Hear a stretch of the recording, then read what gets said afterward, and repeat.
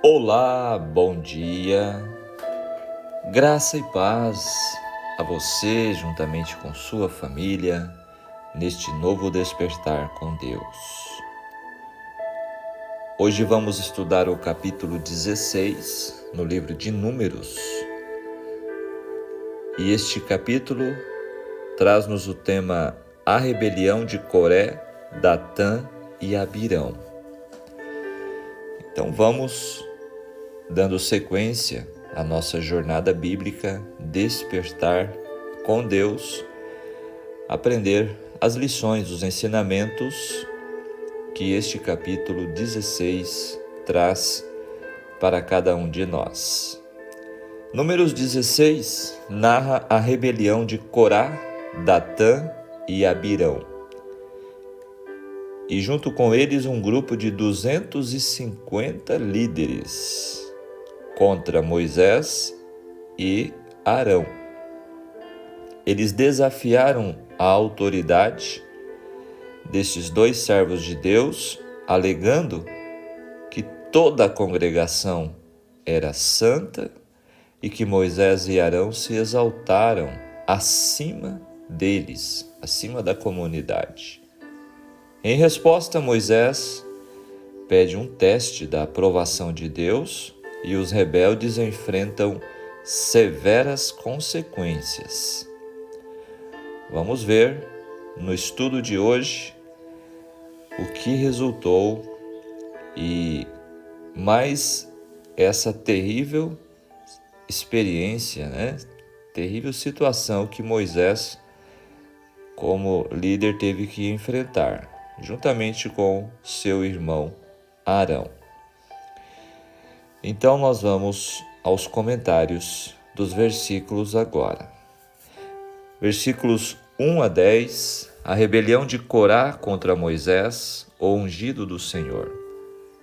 A causa: Corá, algumas traduções diz Coré, é a mesma pessoa, e seus seguidores estavam cheios de inveja, de presunção, de atrevimento, de falsa religiosidade e de desrespeito para com a casa de Arão, porque esta fora escolhida dentre a tribo dos levitas para o sacerdócio, ao passo que a de Corá fora escolhida para o serviço do tabernáculo. Este é um dos pecados mais comuns na Igreja do Senhor. Se exprime em rivalidades, invejas e arrogância. Portanto, essa dificuldade ela se repete até os dias de hoje, quando líderes se levantam através da inveja contra outros líderes, geralmente que estão acima deles, Versos 1 a 3, Corá e seus associados tinham visto as vantagens do sacerdócio lá no Egito. Os sacerdotes egípcios tinham grande riqueza, influência política, algo que Corá queria para si próprio. Olha aí a raiz do problema. Assim como aconteceu no episódio em que estudamos sobre Miriam e Arão, A inveja de novo aparece aqui. Corá pode ter suposto que Moisés, Arão e seus filhos estavam tentando fazer do sacerdócio israelita o mesmo tipo de política, de máquina política, e quiseram fazer parte disso. Ele não entendeu que a principal ambição de Moisés era servir a Deus, ao invés de controlar as pessoas. Os outros que se uniram a eles, Datã e Abirão, eram da tribo de Ruben.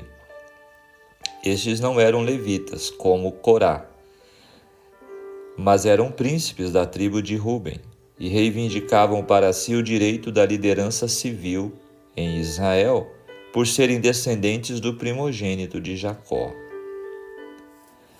No verso 3, a congregação é santa, disseram eles, isto é qualificada para exercer o sacerdócio. A expressão pode se referir ao fato de que antes do tempo de Moisés, qualquer um podia oferecer sacrifícios dentro da sua própria família. Mas agora tal ofício estava reservado a uma família, a família de Arão, que desfrutava todos os benefícios provenientes desse privilégio. Em certo sentido, é verdade que toda a congregação podia ser santa, pois Israel havia sido escolhido por Deus, separado das nações vizinhas. No entanto, o Senhor ordenara que a igreja teocrática exercesse suas funções sacerdotais externas por meio de uma só família que havia sido separada para esse propósito. Na verdade, eles estavam sendo insubmissos a Deus. E aqui é onde está outro problema, não é mesmo? Quando as pessoas não aceitam as ordenanças de Deus, o direcionamento divino, aí o problema aparece, a insubmissão. Vos exaltais, a acusação é séria, mas é claro que Arão não se atreveu a tomar a honra do sacerdócio para si mesmo, algo que nem mesmo Cristo fez, conforme Hebreus capítulo 5, versos 4 a 7. A hipocrisia de dizer que cada membro do povo é santo se revela claramente quando se considera a rebelião perpétua contra a mensagem de Deus, cujo começo vem sendo descrito desde Êxodo 5, 21. No verso 6, incensários, o oferecimento de incenso era considerado uma das mais santas funções sacerdotais. Comentando o verso 12, de Datã e Abirão, a principal acusação deles contra Moisés foi que ele não os levava até a terra prometida. Alegaram que Moisés tinha, na realidade, levado o povo para fora de uma terra onde manam leite e mel. Por essa estranha alquimia mental, o Egito se transformara para eles de prisão em um paraíso. Olha que coisa terrível acaba acontecendo quando as pessoas seguem esse rumo. Não subiremos. Os homens se recusaram a submeter o seu caso a uma decisão judicial, quando Moisés os chamou. A palavra subiremos é o termo hebraico para se apresentar perante um tribunal. Eles negaram a autoridade legal de Moisés. Agora, Datã e Abirão começam a desobedecer o ungido do Senhor e a desacatá-lo, movidos pela inveja que tinham de Moisés. Estes dois se achavam no direito de liderar o povo, uma vez que eram descendentes do filho primogênito de Jacó, em oposição à própria vontade de Deus que já escolhera Moisés. Estes se juntaram a Corá, cuja insurreição eclesiástica contra Arão colabora bem com a insurreição política contra o governo de Moisés, que era o alvo de Datã e Abirão. Os três rebeldes eram falsos, hipócritas e fingidos em proclamar sua adesão ao Senhor.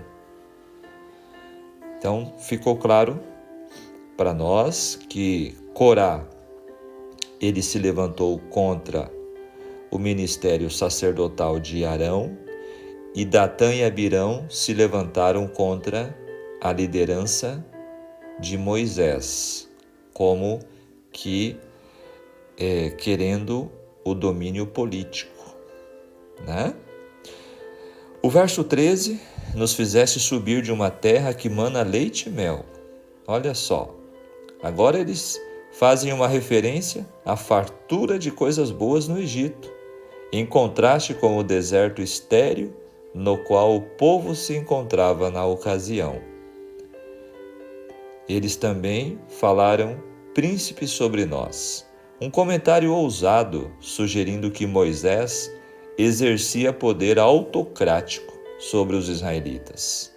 Gente, Moisés era um homem extremamente manso, humilde e não era ditatorial. Vejam como Satanás, quando domina uma pessoa ou um grupo de pessoas, como ele consegue manipular essas pessoas, né?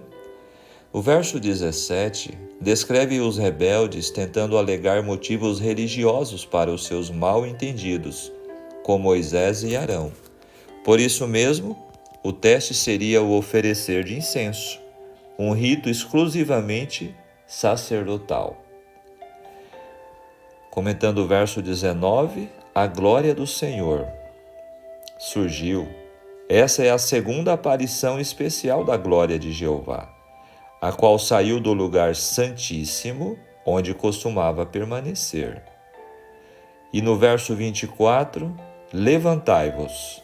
Deus sempre chama seu povo a se separar de tudo aquilo que contenha pecado.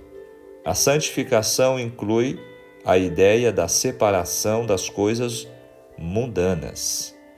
No verso 25, os anciãos, a saber, os 70 anciãos escolhidos para auxiliar Moisés. Fica claro que Moisés contava com o apoio dos líderes oficiais do povo. Agora o verso 27, a atitude dos rebeldes foi de desafio e de arrogância, e o resultado trágico desta atitude foi sofrido também pelos seus familiares. O pecado e seu castigo sempre ameaçam os entes queridos do pecador. Versículo 28, o Senhor me enviou a realizar todas estas obras, que não procedem de mim mesmo. Moisés não fora governado por ambições pessoais. Como ficou muito claro para nós, ele foi chamado por Deus. Ele era dirigido por Deus e ele era totalmente humilde em sua liderança.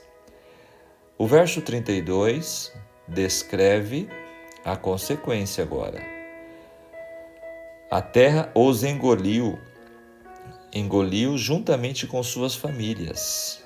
Os filhos de Corá não morreram, segundo parece, o capítulo 26, verso 11, não acompanharam o pai no seu plano estouvado. As famílias dos demais rebeldes morreram com eles. Verso 37, santos são. Os incensários haviam sido usados para oferecer incenso a Jeová e receberam fogo sagrado do altar. Antes disso, eram apenas propriedade particular dos príncipes. Agora o verso 46. Faze expiação por eles. Não havia tempo para escolher um animal e sacrificá-lo. Ali agora veio uma praga, diante do acampamento. E a expiação foi feita por meio do incenso, pois a praga já ocorria desenfreada entre o povo. Moisés logo sentiu que a praga começara. Como pastor do povo de Deus, não hesitou em chamar seu irmão Arão, o sacerdote, para que ambos tivessem a sua parte em interceder pelo povo. O fogo do altar é aquilo que consome o sacrifício e torna o incenso em fumaça. Da mesma maneira, é só no poder do sacrifício de Jesus Cristo que as nossas orações têm livre acesso ao trono da graça de Deus. O incenso ilustra a oração da fé. Aqui finaliza os comentários dos versículos deste capítulo 16. Agora vamos para o texto do livro Patriarcas, uma violação de rebeldia, expandindo mais esse episódio de Coré, Datã e Abirão. Os juízos com que foram atingidos os israelitas serviram durante algum tempo para restringir-lhes a murmuração e indisciplina. Mas o espírito rebelde ainda estava no coração e finalmente produziu os mais amargos frutos. As rebeliões anteriores, que nós estudamos desde o capítulo 11, tinham sido meros tumultos populares, surgindo dos impulsos momentâneos da multidão exaltada. Agora, porém, formou-se uma conspiração muito bem fundamentada como resultado de um propósito decidido de subverter a autoridade dos líderes designados pelo próprio Deus. Coré, o espírito dirigente deste movimento, era levita da família de Coate, primo de Moisés. Era homem de habilidade e influência. Geralmente, esse tipo de pessoa é que se levanta, como líder.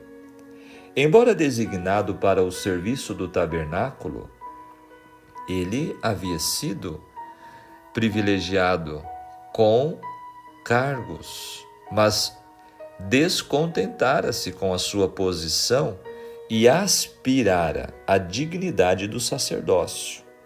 A concessão a Arão e à sua casa do ofício sacerdotal, que anteriormente tocava ao filho primogênito de cada família, dera origem à inveja e dissabor. E por algum tempo Coré estivera secretamente a opor-se à autoridade de Moisés e Arão, se bem que não se arriscasse a um ato manifesto de rebelião. Finalmente concebeu o ousado plano de subverter tanto a autoridade civil como a religiosa. Não deixou de achar quem o apoiasse. Junto às tendas de Coré e dos coatitas, do lado sul do tabernáculo, achava-se o acampamento da tribo de Ruben. Estando as tendas de Datã e Abirã, dois príncipes desta tribo, próximas das de Coré. Estes príncipes prontamente aderiram aos planos ambiciosos daquele. Sempre tem, gente? Aqueles que se juntam aos invejosos e aos opositores da verdade. Sempre tem aqueles que apoiam o erro, não é mesmo? Isso se repete até hoje, Sendo descendentes do filho mais velho de Jacó, pretendiam que a autoridade civil lhes pertencesse e decidiram-se a dividir com Coré as honras do sacerdócio. O estado dos sentimentos entre o povo, olha só, favorecia os desígnios de Coré. Na amargura de seu desapontamento, voltaram-lhes as dúvidas, inveja e ódio anteriores, e de novo dirigiram queixas contra o paciente líder, ou seja, contra Moisés. Os israelitas estavam continuamente a perder de vista que se encontravam sob guia divina. Esqueciam-se de que o anjo do concerto era seu diretor invisível e que, velada pela coluna de nuvem, a presença de Cristo ia adiante deles. E dele, Moisés recebia todas as instruções. Estavam indispostos a sujeitar-se à terrível sentença pela qual todos deviam morrer no deserto. E daí o acharem-se prontos a apanhar qualquer pretexto para crer que não era Deus, mas Moisés que os estava guiando e pronunciar a sua condenação. Olha só, agora eles tinham que ter algum pretexto. Assim como Miriam teve um pretexto, Coré, Datã e Abirão também arrumaram um pretexto. Os maiores esforços do homem mais manso da terra não puderam abafar a insubordinação daquele povo. E embora os sinais do desprazer de Deus, por ocasião de sua perversidade anterior, ainda estivessem diante deles, incompletos em suas fileiras, não levavam a sério a lição. Novamente foram vencidos pela tentação. Coré e seus companheiros de conspiração eram homens que haviam sido favorecidos com manifestações especiais do poder e da grandeza de Deus. Faziam parte do número dos que subiram com Moisés ao monte e viram a glória divina. Mas desde aquele tempo operara-se uma mudança. Uma tentação, leve a princípio, fora abrigada e fortalecera-se ao ser alimentada. Olha como que começa o problema. Pode começar pequenininho e sendo alimentado, ela cresce, até que a mente foi dirigida por Satanás e aventuraram-se a entrar em sua obra de desafeto.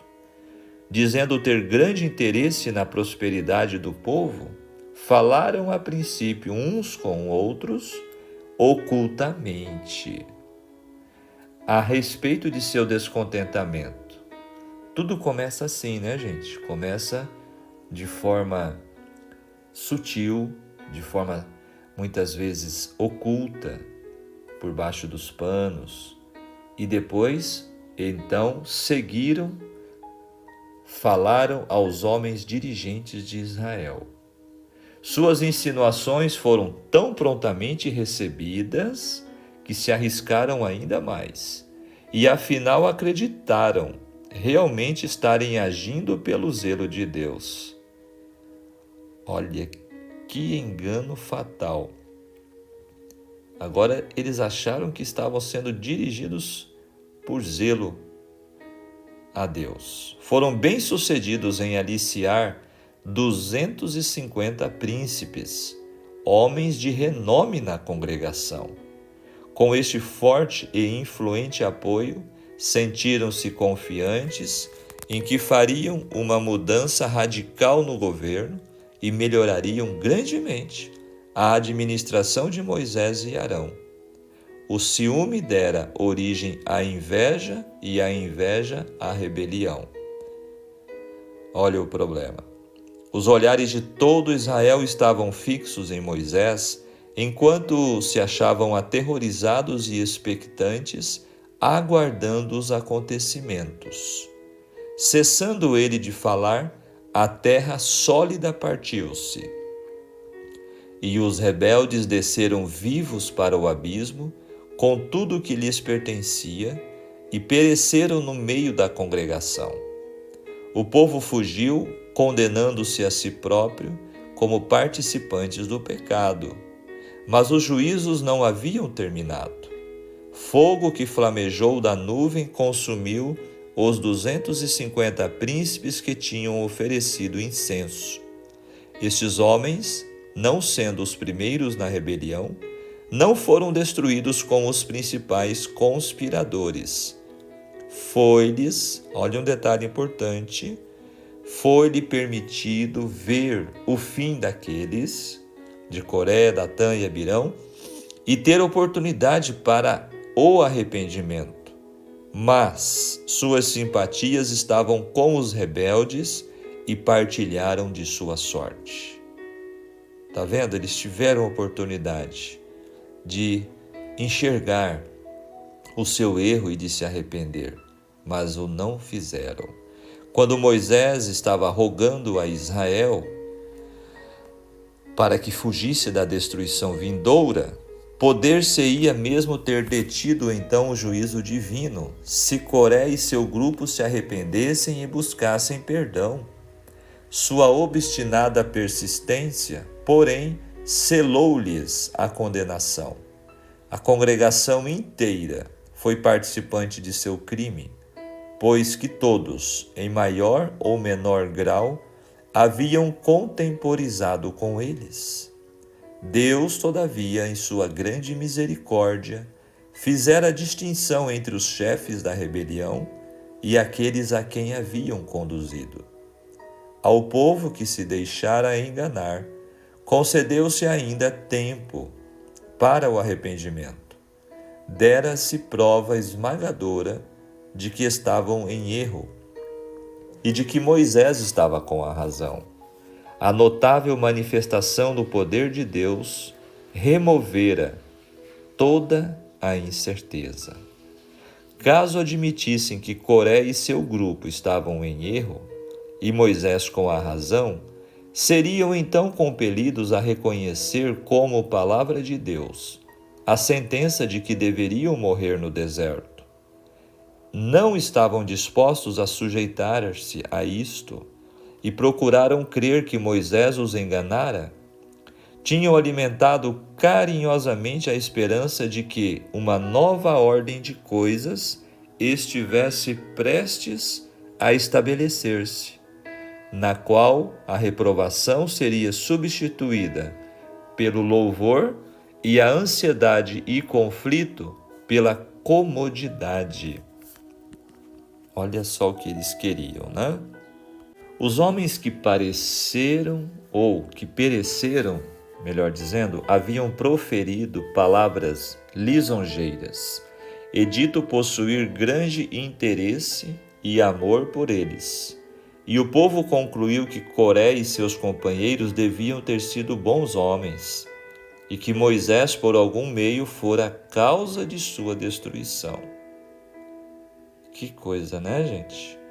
Dificilmente poderão os homens cometer maior insulto a Deus do que desrespeitar, desprezar e rejeitar os instrumentos que deseja usar para a salvação deles. Olha só, os israelitas não somente fizeram isso, mas propuseram-se a matar Moisés e Arão. Não compreendiam, entretanto, a necessidade de buscar o perdão de Deus pelo seu enorme pecado.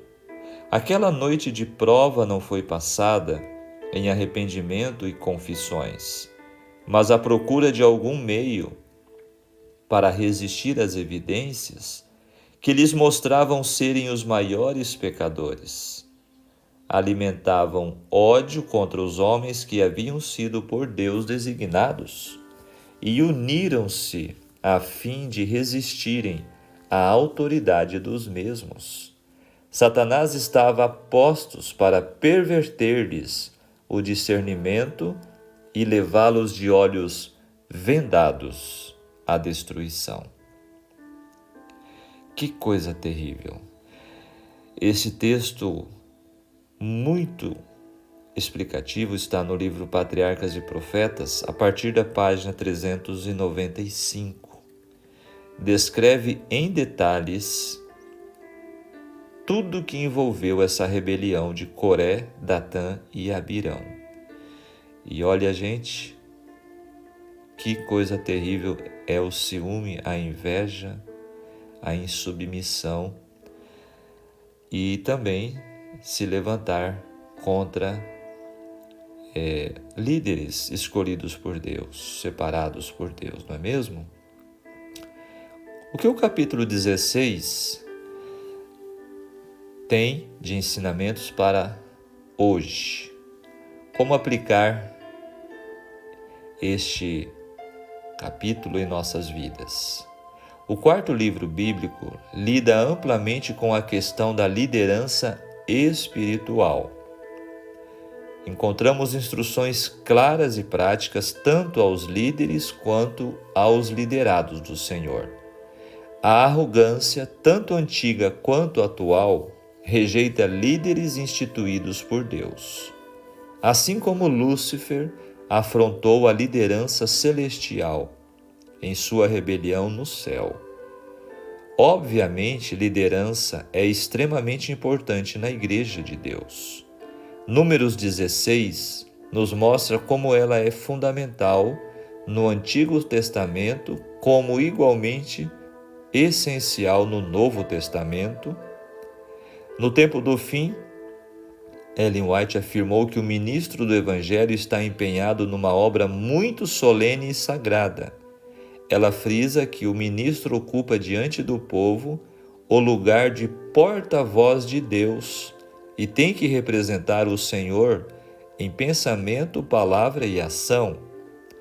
Dois princípios sobressaem. O líder espiritual tem responsabilidade imperiosa, portanto, deve buscar em Deus poder, sabedoria e discernimento para agir corretamente. O crente deve respeitar, valorizar e submeter-se aos líderes de Deus. Do contrário, estará afrontando ao próprio Deus que envia seus líderes. Satanás é intolerante aos líderes levantados por Deus, porque eles confrontam suas teologias do inferno que vem enganando a muitos do povo. Diante da óbvia possibilidade de Satanás iludir crentes com suas deturpações teológicas, os líderes espirituais precisam ser firmes e ousados na apresentação da verdade. Quem causa confusão geralmente são pessoas cheias de inveja, movidas por ambição, como foram Corá, Datã e Abirão. Insubordinação e rebelião dos membros da igreja aos líderes de Deus trilham velozmente pela avenida da destruição. Os opositores dos servos do Senhor sempre terão seus adeptos, seus seguidores. Cuide-se para não ser um deles. A rebelião de Coré, Datã e Abirão permanece infiltrada na igreja como um veneno letal contra os que agem no mesmo espírito. Envenenam o corpo de Cristo, a si mesmos e as suas famílias. Queridos, não tem uma causa maior para destruir a família, no sentido da fé, do que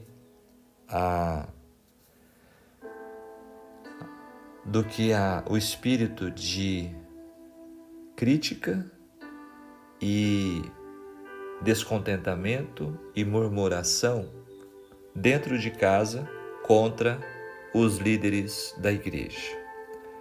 Não tem coisa pior para envenenar a mente dos filhos contra Deus e a sua igreja. E esta rebelião de Coré, Datã e Abirão é uma prova disso. Cada manifestação de desobediência obstinada tomam uma leve dose do mal que os destruirá, caso não mudem de atitude. Infiltrados entre o trigo, muitas vezes não podem ser discernidos, mas perto está o dia em que chegará a hora de ceifar. Semelhante aos 250 príncipes de Israel, será a sorte de quem não se arrepender. A maravilhosa graça de Cristo ainda está à nossa disposição. Ele tem intercedido por nós junto ao Pai, constante e incansavelmente. A praga do pecado tem ceifado a vida de milhares todos os dias, mas o grande dia do Senhor se aproxima, quando finalmente o nosso intercessor irá declarar: cessou a praga. Concluindo nossa reflexão de hoje, não devemos perder tempo com discussões que não edificam, mas seguir o exemplo de Moisés e Arão, que intercederam pelo povo e confiavam no agir de Deus. Disto depende, meus amados, a nossa salvação, de nossa família e de muitos que esperam ver Jesus em nós. Por isso, vigiemos e oremos, para que possamos ser submissos, possamos ser confiantes na direção de Deus e na liderança de sua igreja. Amém? Amém. Que Deus nos dê a sua graça, que Deus nos ajude, para que as lições, os ensinamentos que recebemos no estudo de hoje possam nos ajudar em nossa carreira, em nossa jornada com Deus aqui nesta terra. Amém? Vamos orar? Maravilhoso Deus, querido e bom Pai Celestial, muito obrigado, Senhor, pela sua misericórdia que se renova mais um dia. Te agradecemos, Senhor, pela oportunidade de ouvir a sua voz através do estudo da sua palavra. Queremos, Senhor, suplicar o teu perdão sobre nós e também a sua direção, o seu auxílio, ajudando-nos, Senhor, a acatarmos as tuas palavras, os teus ensinos e também estar submissos à tua liderança e à liderança da sua igreja. Senhor, dá-nos um bom dia, continue nos ajudando no estudo diário da sua palavra, iluminando as nossas mentes e nos transformando, Senhor, através do teu Espírito Santo, em nome de Jesus. Amém. Que Deus te abençoe, que Deus te guarde, tenham todos um ótimo dia. E até amanhã, se Deus nos permitir. Um grande abraço. Tchau, tchau.